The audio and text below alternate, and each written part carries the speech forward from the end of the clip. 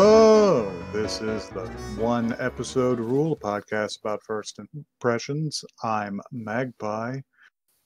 Having finished part 6 of JoJo's Bizarre Adventure, I now possess approximate causal knowledge of the universe. That's true. That's how it works. I've lived it all before. Yep. I love that one. No shit. That's a really well put together show, and I really appreciate that ending. Very cool. Also been catching up on Witch of Mercury because everybody around me won't shut up about it. So yep. That includes me. I got to the happy birthday bit. Really bad. Yeah, what do you guys have? I'm Blackle, and this weekend I played a lot of interactive fiction with my girlfriend on the big television using a Wiimote, which I think is the best video game console. It wasn't the Wii, it was just a Wiimote that I'm controlling a computer with. And we were just playing a bunch of itch.io games. And it was that really sounds ideal. The pointer is cool. Yeah, the pointer is it's very comfortable. That's why everybody likes RE4 on the Wii. It's well designed. Because it's substantially easier than any other port. I've definitely played some Wii games and they were all like really surprisingly fun. But anyhow, beyond our love of the Wii, hi, I'm Joey, and like I said, I've been catching up on Witch of Mercury. What else have I? A little bit of Ava. We're getting very close to the end of Ava. You know, almost done, Ava. I wanted to poll you about how you feeling about Ava now that it's getting real bad in there. No, it's getting real. No, my appreciation has shot up a lot more. Because when I was first watching it, I was just like, this is fine, I guess, but maybe a little overhyped. Now that it's getting into the real shit, I'm just like, okay, yes, I get it why everyone is hyped about this show a little bit. This is kind of an intense watch. So yes, Ava, enjoying it. The other fun thing that I did this sort of week-ish is my apartment family has gotten into Umineko Golden Fantasia, which is an Umineko-based fighting game. It's incredible. I did beat everyone's asses the other day, and now I'm scared to play again, and just in case it was a fluke. Yeah, you're trying to avoid the run back. Yeah, you put your high score up and you're never going back to that arcade again.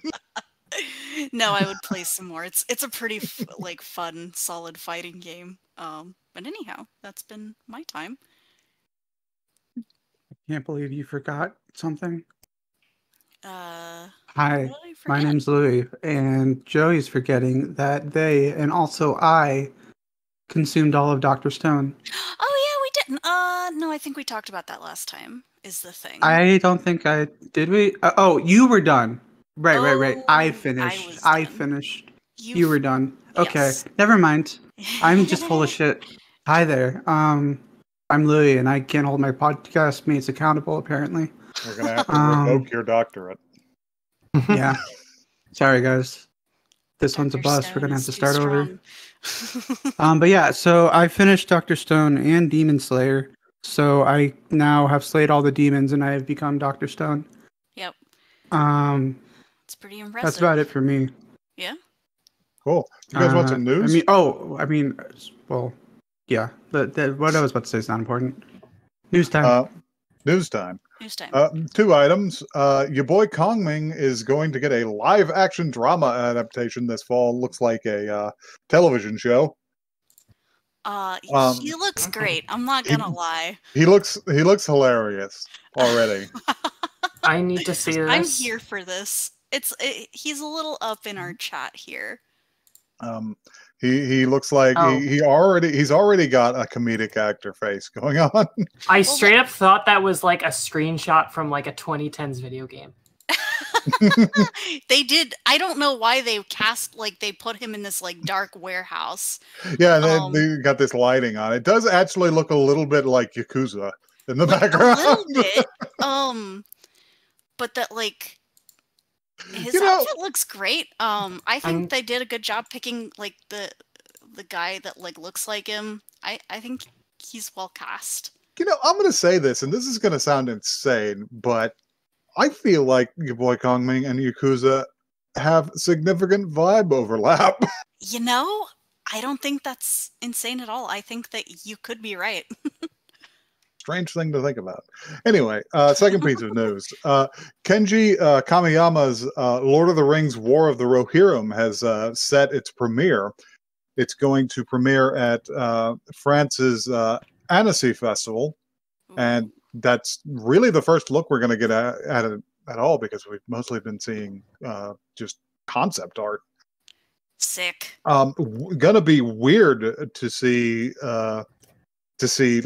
Lotor anime. It is. And I'm kind of intrigued. And an original story at that. So, so yeah, we're gonna have to keep an eye out for that. Anyway, as for our business, I believe who had a show? Louis, did you have a show? Louis had a show for us.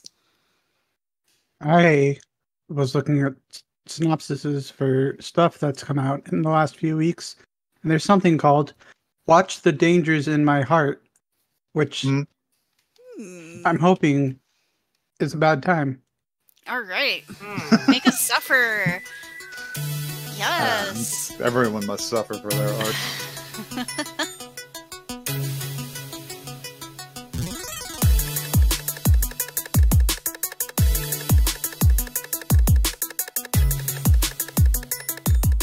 Wow, I didn't know they made an anime adaptation of The Lives of Others. Wow. I was really hoping you're going to go with a Jughead from Riverdale joke. Nope. I'm going with a German cinema joke. Going for a joke for no one. I'm glad that you enjoyed yourself. Crickets chirping. So why you don't to my twisted fucking mind. You don't see you don't see the points of comparison between this and the film about the guy in the East German secret police doing surveillance on people? I've never heard I have not seen I'm it. So sorry. It's inaccessible to me. Should I? This is a joke for no one. What do you mean my jokes are inaccessible? Yo, listen. This would be an incredible bit if we just stopped recording right now and just went and watched this movie. Nah. The rest of the fucking episode is just us comparing the two. This incredibly dark film about the Stasi. Yeah. No. Anyway, so yeah. Let's. Who wants this blurb? I will read it. I will take it. Okay. Kyotaro Ichikawa may look like your average middle school student, but in his heart he dreams of murder. Thus, it is no surprise that the one he wants to kill the most is never far off from his mind. The class idol, Anna Yamada. Is it Anna or Anna? I don't really know. It doesn't matter. Reading alone in his beloved school library, he inadvertently begins to rendezvous with Yamada and who secretly comes to gorge on her beloved candies and sweets. Through their interactions, Ichikawa discovers just how much of a ditz Yamada is, and can't help but to support her from the sidelines. Meanwhile, Yamada herself can't help but tease Ichikawa relentlessly due to his flustered reactions. With an array of heartwarming daily interactions, the distant bond between the two grows into something more than just library acquaintances. Perhaps in time, Ichikawa will come to realize that his murderous desires have turned into something else entirely. All right, let's get on with this, because we got stuff to say about this show, I'm sure. So yeah, we open on Ichikawa. We're gonna call him Ichikawa. No, we're going to call him Kyotaro. I've decided.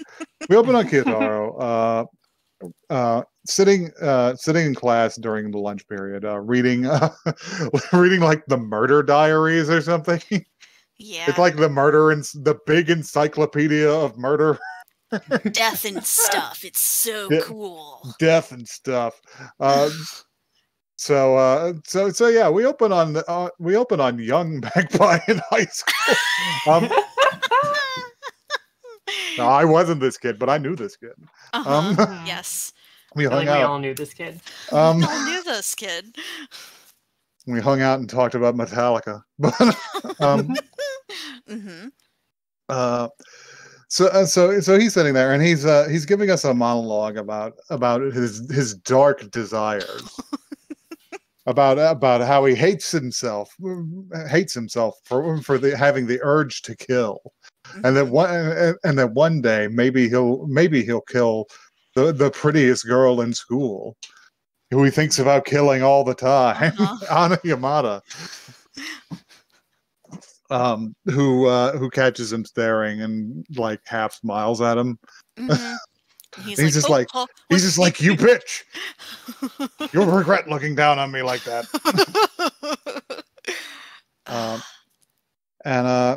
He eventually leaves because he's just like it's actually super loud and unpleasant in here during lunch period. And he's right, because the guys behind him are talking about like did you, I don't know if any of you actually like paid attention to what they were talking about.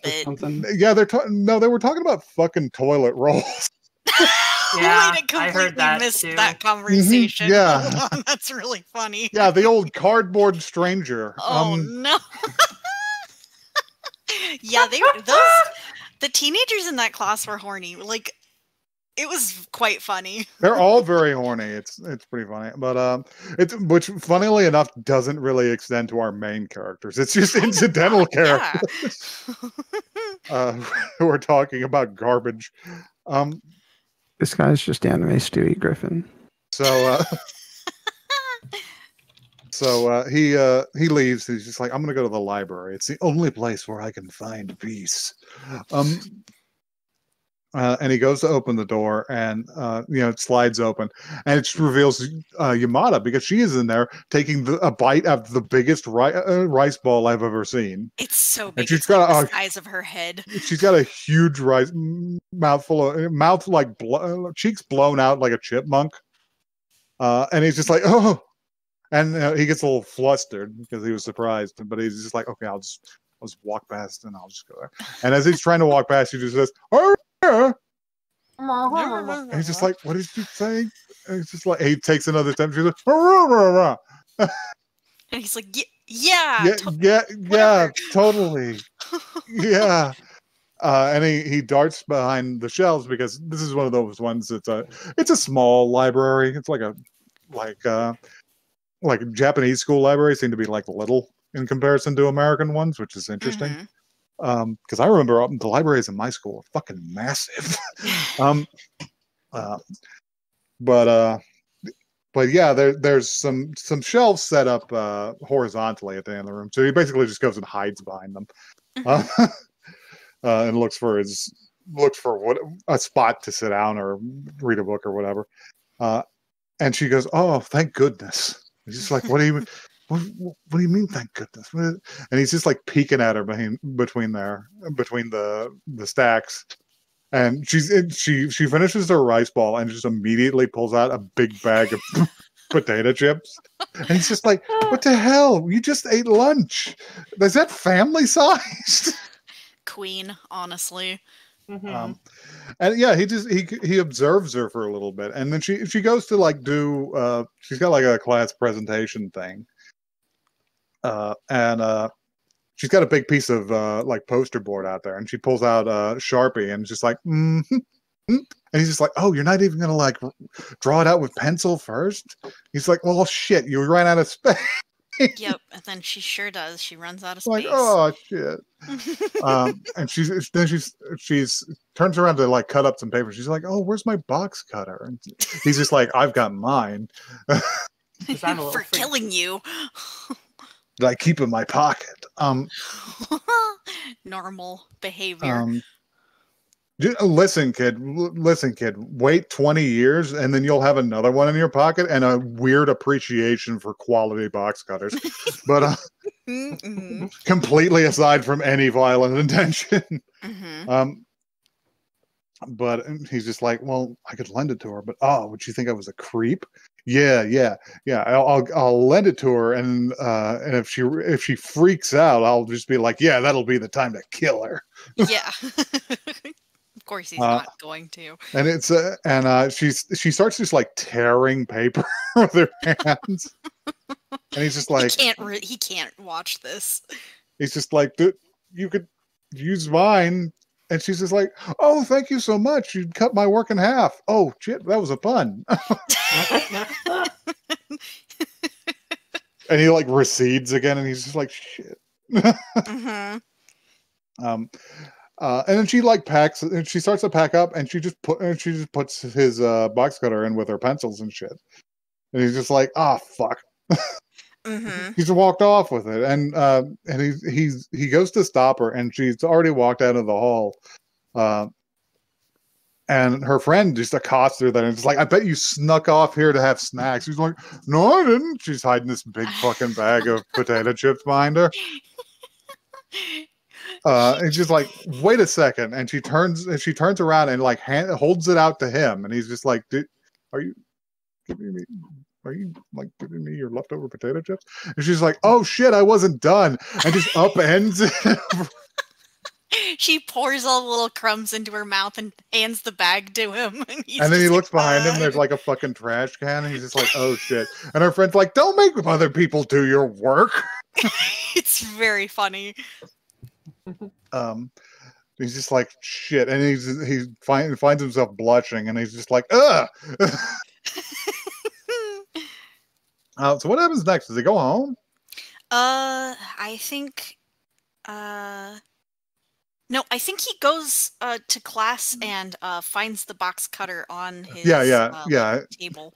He's just like, he's walking there. He's just like, she'll be walking around with my box cutter in her. Oh, it's here. It's just on my desk. It's still warm. She was carrying it in her hand. It's really funny to me that it was like, she just put this on his desk in plain view of everyone, and no one like said anything. I mean, is it normal to just everyone to have box cutters at school? I mean, where I'm from, that would just be like automatic suspension. Well, also like nobody in Japanese schools expects like somebody to go fucking knife crazy. I guess. I suppose. In fact, that's why anybody considers an X-Acto knife like that, because it's not a box cutter. It's not. Yeah, it's true. Not like a box ripper. It is an X-Acto knife, a puny little one. It's tiny. And that's the only reason it appears as like a weapon in like East Asian like horror shit is because nobody has anything else. Yeah. But anyway, he picks it up, and he's just like, oh, I see. And he sits down. He's just like, wait, she knows where my desk is? Mm-hmm. She looks over and smiles at him again, I think. Yeah. He's looking over at her, and she's talking with her group about the presentation they're going to do, which is, she's just like, that's not the poster I made. It's just like, yeah, because I redid the whole thing. Because yours sucked. Because yours sucked. Face. And he's just like, oh, I can't believe that shit. Girls are so bitchy. And she points it out. She's like, I can't believe you tried to use this chocolate smudge as part of the kanji. It's really. And he's just like, okay, maybe it was trash. Yamada does not seem that bothered. Yeah, she doesn't seem to mind though. Anyway, they go up and do their presentation after that, and the other girls are talking. She's standing to the side, and he's just like, "Wow, she looks really bummed out." And whenever he goes up and to do theirs, and he's just like, "I cut all this out and put it together, so I'll just let them do the talking." And he looks over at her, and she's like actually starting to sniffle, and she's sitting by the windows. And he's just like, oh shit, did that really hurt her feelings? Mm-hmm. And then a huge helicopter flies by, and everybody just goes, "Oh, helicopter!" And they like turn to their left, and he's like, "Don't fucking look at her while she's crying." Yeah, I must distract them. So he just turns around and like fucking, he does a fucking like flash cut across their presentation board. And everybody like snaps back to look at him, and they're just like, "Dude!" And he's just like, "What? We were done, right? So what does it matter?" He's like, "Yes, be distracted. They already know I have a twisted mind. They already have.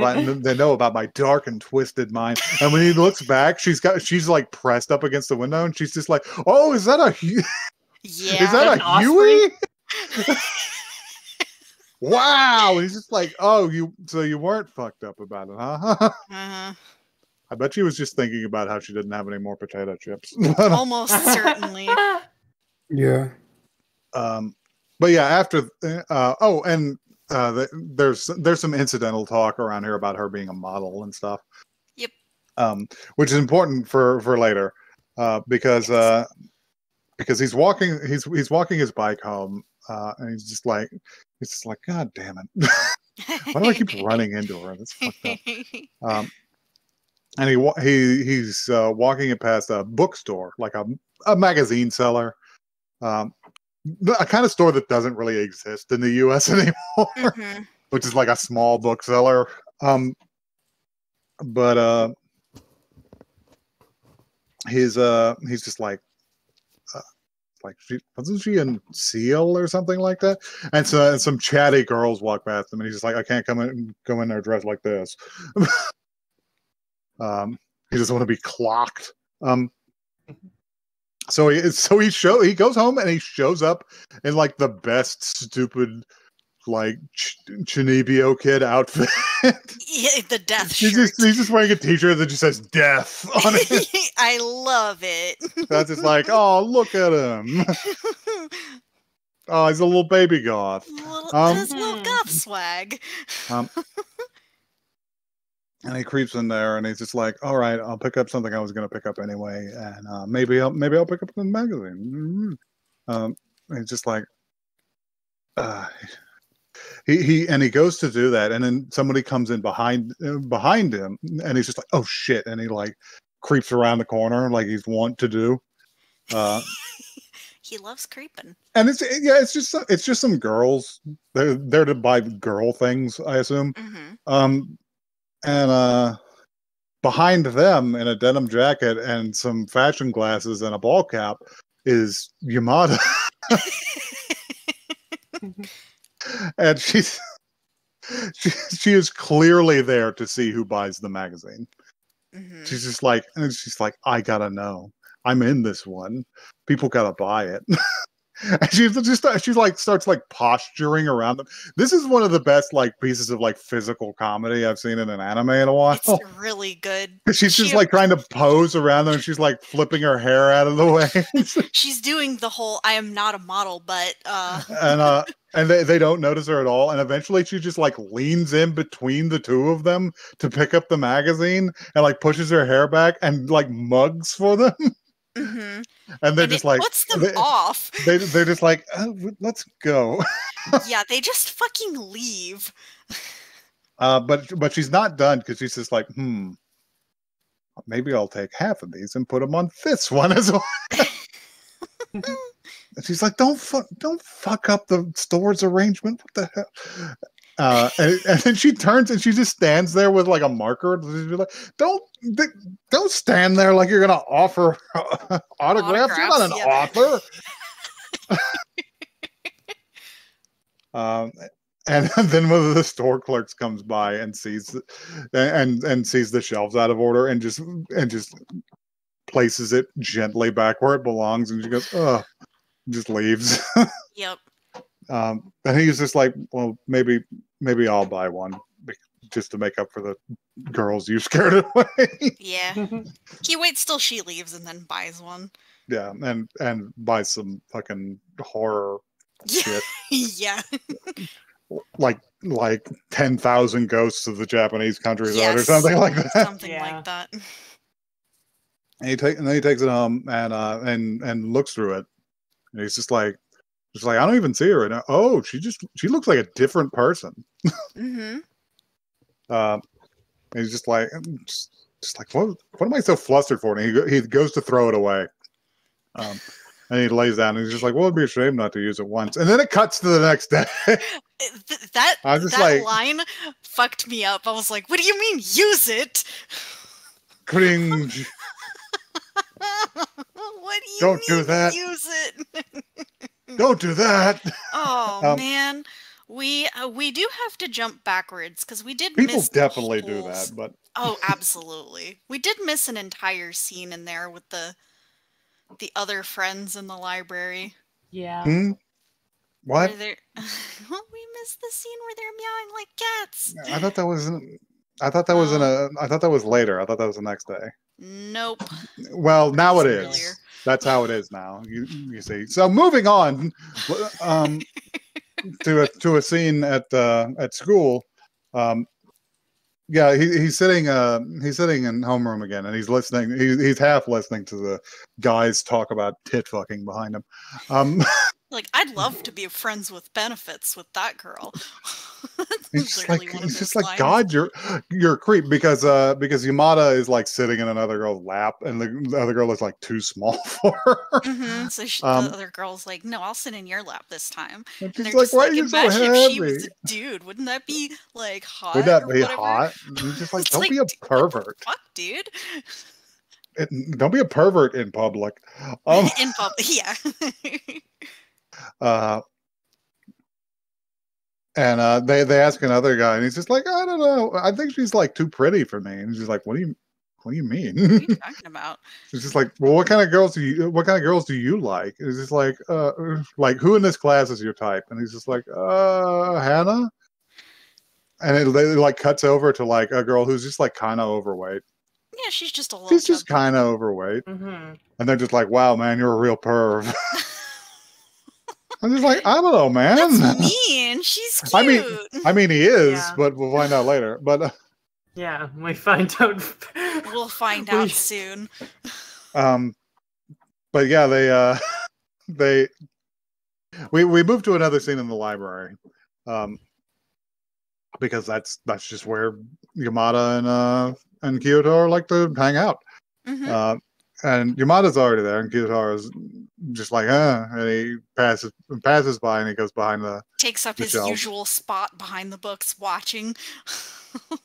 And Hannah comes in, and she's like, what, you come in here that often? It's like, no, I'm supposed to meet somebody. And it cuts to Kyoto in the back, and he's just like, oh shit. Because the guy comes in, I can't remember his name, but yeah, he's just a little he's just like, oh shit, is he gonna do this here? Oh god. Like, Yamada, you have to go away. And this is where like the core thesis of this show, I think, comes in, because I believe that this show's entire premise is to create cringe. Yes, every single character in this is cringe. For the viewer and the characters themselves, you are experiencing cringe as they experience. Yes. Mhm. Yes. Because this is a fucked up situation. Because he clearly wants to ask her out, but Yamada's there. Yamada's just like, and they're talking about like, when he came in, they were talking about food, and it's just like, I'm on a diet too. I eat whatever I want, whenever I want. And she's just like, I did too, but that's how I ended up like this. And then there's just silence because she has nothing to say to that. Yeah. And he's just like, holy shit, don't leave her hanging. And after he comes in, she just pops off with, fiber is supposed to be good if you're on a diet. It's like, no, you're making it worse. It's just like, you're making it worse. And this, for whatever reason, this guy pops off. It's just like, why are you on a diet? He's just be like, oh, I wonder if you lose a few pounds. He's just like, I kind of like girls who have a little extra. And he keeps going. He's got layers and layers. He says something to the effect of, I like them as fat as they come. Yeah, and it's just like, oh, shit. And then Yamada realizes what's up, and she's just like, and Kyotaro can't deal with it and like knocks a book off of the shelf. Like, oh, is there someone they here? were like, what was that noise? And Yamada's just like, maybe it was a cat? He's like, in her monologue, is she asking me to meow? Oh, she is asking me to meow. Okay. Asking me to meow? And he just says, meow. He says, yeah. Yeah. And there's just silence in the room. And it's just like, is that a cat? And she just goes, I'll check it out. And she goes, she goes back there and just looks at him, and then does just like a perfect meow. And he's just like, that's not gonna fix it. It's like a more realistic meow isn't gonna make it better. But the two in the on the other side, they're kind of playing along. There's like, oh, it sounds like there's two cats back there now. It sounds like they're. That's the noise they make whenever they're gonna fight. It's just like, I wonder if they'll fight. And she looks at him, and he's just like, okay, meow. And she meows again. And they just get into a pattern, and the other two start laughing, and they go to walk out. He's like, oh, you like cats, do you? And they walk back in there, and they're just like, it worked. Mission accomplished. It's like you fucking did anything. Okay. And anyway, and then for some strange reason we warp back in time to the next day after the magazine. Yeah, he's walking to looks like he's walking to school, walking his bike to school. I don't know why he isn't riding. But he's just nice that he's walking his bike to school. Yeah, it's nice that you gotta walk your bike to school to keep it healthy. Keep it comfy. Keep its tires ground down. Mm-hmm. So you don't have to get out the tire clippers. Fuck. But yeah, he's walking along. He's just like, why do I keep running into her? It's so fucking weird. I don't even care about this anymore. It's ridiculous. It's like we live in completely different worlds. And he walks up behind who is it, Yamada and some guy, and they're walking along, and she's just like, oh shit, is that her boyfriend? Of course it is her boyfriend. And he walks up on them, and he's introducing himself, and he's just like, hey, have you got Line, which is the social media thing in Japan. Yeah. And she's just like, I don't know. She's like, what? I don't know what that is. And as they go on, she's clearly like no selling this guy. She's like, what's social media? I've never heard of social media. She's like, well, how do you keep in contact with your friends? Because this is a dance that they're doing uncomfortably. It's not great. It's like, well, we're tuned into each other's mental wavelengths. Yeah. See, the trick is you got to use the electromagnetic waves. And she's like, oh yeah. And clearly he's done this before, because he's just like, oh, what am I thinking right now? And they pass by a thing, and she's like, oh, you want ice cream? And she's like, no, I was just thinking how cute you are close. And she's like, anyway, it continues on in this uncomfortable manner for a while, until with commentary from our protagonist, who's just like, oh shit, really? Just like, oh, this sucks. It's like, dude, fuck off, you're being a creep. Until she's gonna like start walking faster, and he like grabs her by the wrist, and he's like, no, really, add me online. It's kind of seriously scary. And he's being like too intense. He's being a little bit of a creep here. Yeah, this is creep shit. This is not nice. And she can't pull, like she goes to pull away, and he keeps hold of her, which is like, oh no, that's no good. Because like stopping somebody from leaving like once is something that people do. Continually preventing people from leaving is bad shit. It's bad. She just like seems so defeated, and she goes, "Fine." She's like, "Fine," and she's slowly pulling out her phone, and Kyotaro is possessed again. He's like, "No." It's just like I have to stop this. I don't know what I'm doing, because he has thrown his bike. He's just fucking launched it. Yep. And it just zooms past her, and then down the hill and up over a fence and into the river with a huge splash. Yep. It causes a whole scene. Everyone goes to run and look. And it distracts everyone. And there was one of her friends was behind him. She's like, "Wow, Kiyotara's just fucking yeeted his bike." He's like, and they all turn to him, and he's just like, "I hit the gas instead of the brake." And she laughs. Yamada likes that. It's funny. It is funny. It's funny. And that's pretty much the end of the episode. I didn't get to catch the OP or the outro because my typical illicit site for watching these things is not behaving today. So I had to watch this. I had to watch this from a YouTube channel that posts like 2 episodes merged together. Oh God! And also every other one is in Indonesian. Oh wow! Very strange place to discover, but hey, you know what? Worked.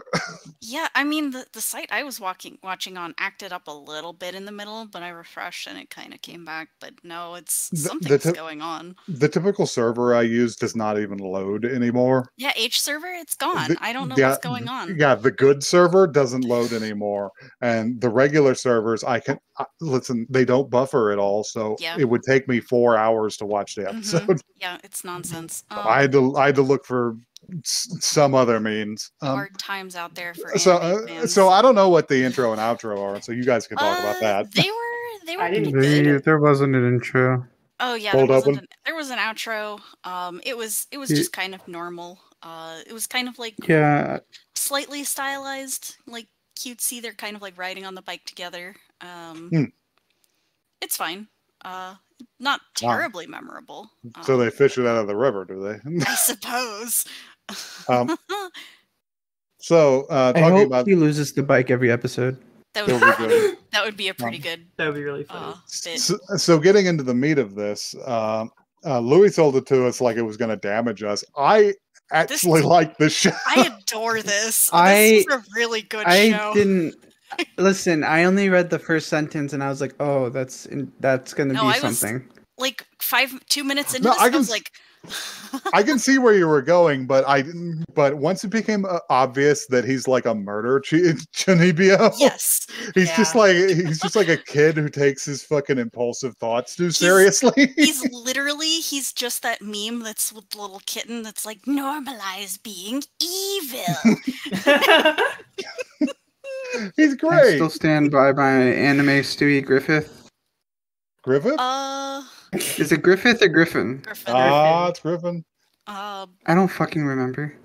I said it Griffin earlier, and no one called me out on it, and I figured I'd try it this way, and people called me out on it, so it's the other way. The scientific method.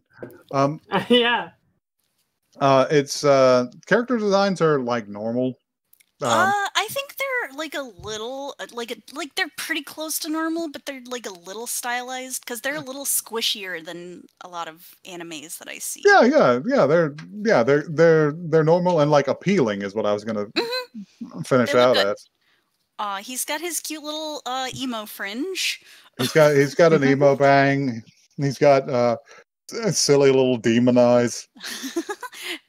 They like bluish. There's a moment in the episode where the emo bang like cuts into the screen, like you see it from his POV. I thought that was really good. Bang cam. Bang cam. Yeah. High school perspective.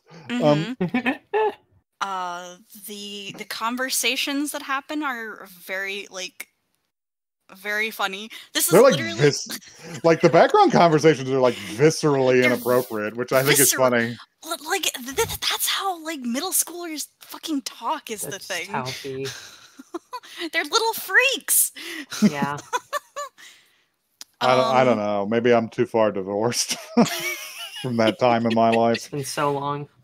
I thought it was really funny that the presentations they were giving, the one group was like, and that's why we should have a two-party system, just like the United States. I was screaming, no.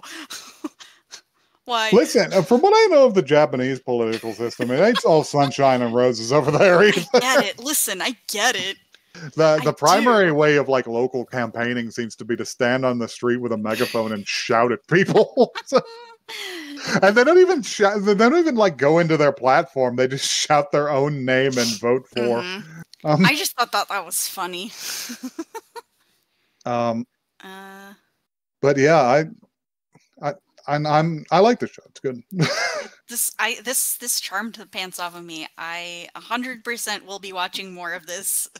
I'm not even usually into the I don't always the slice of life. They don't always hit, but this one hit. You know? I have. Oh my god. What? Oh wait. Is this because I said slice of life? No. Well, that's also really funny. But funny, no. I just started like spontaneously remembering the fucking "is that your fucking persona" meme. What? Which Asuka and Shinji. What? What is that? Is your fucking persona? You're cringe. And he's just looking in the mirror and just uncontrollably weeping. Oh wait, this does sound familiar. Oh wait, yes, I do think I've seen this one before. Oh man, that's just him. That's just the kid. That's Kiyotaro right there. Oh. So yeah, will you guys watch more of this? It's already been a yes from me. We haven't heard from much from it's not Blackle. It's not. You go. Okay, I was just gonna say that I could appreciate it on its merits, but it's not really my cup of tea. Yeah, I think I can agree with that. You're not here for the situational comedy. I thought it was funny. I don't know. You had to grow up with a twisted fucking mind That's to really get this one. The thing is like I think I'm just so picky. Is the thing about the animes that we watch. Oh, I get that. Like, I just keep thinking like, okay, if I want to watch more of this, I have to like commit to watching like however many hours. You can watch it at 2x speed. We already know. Even then, it's quite a lot of time, and I don't know. So what you're admitting here is that watching things at 2x speed actually isn't worth it because you're not saving that much time. No, what I'm saying is that watching things at 2x speed makes it almost bearable. But you still don't want to commit that amount of time. Yeah. I think I might do. What, 6x speed? 5x? Yeah. That's not a thing. Anyway. I want to enjoy it at least a little bit. The dialogue moves at a comfortably. You could bump it up to 3.5. I don't believe any of this. I can't read that fast. I can't read the subtitles. You're just fucking gaslighting me again. Anyway, there's something. There's something in this show for me, which is like weird that I realized. What's that? Which is the thing that me and people who will occasionally watch your rom-com animes. The thing that fucks us up the most is the will you just fucking talk about it problem? Yes. Or there's so many contrivances going on right now to make it look like this character is doing something inappropriate. Right. That doesn't seem. Why did all of these things align this way? Yeah. This show takes that concept and weaponizes it for comedy. Yes. There are so many contrivances to put this situation in motion so that Kyotaro can fucking see it and say, "Yo, what the fuck?" Yeah, no, like they do it in a like funny way.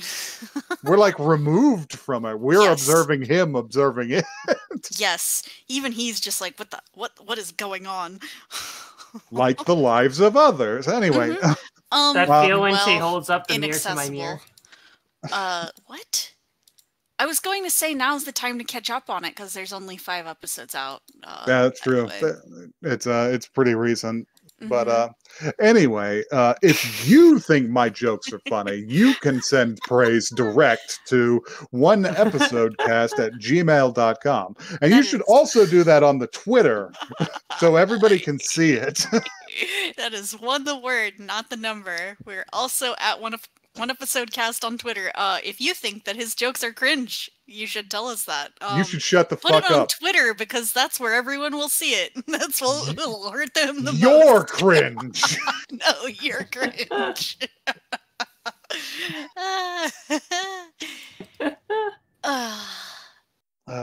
We're all cringe. Yeah. I'm not cringe.